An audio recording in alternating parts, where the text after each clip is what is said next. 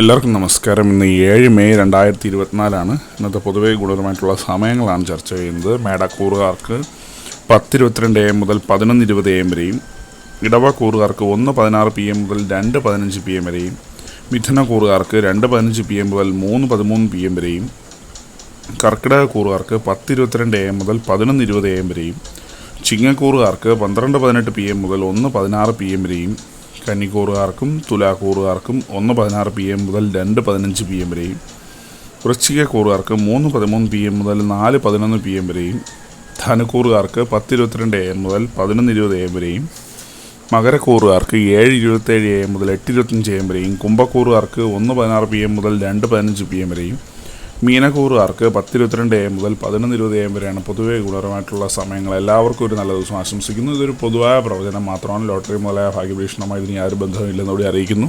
നന്ദി.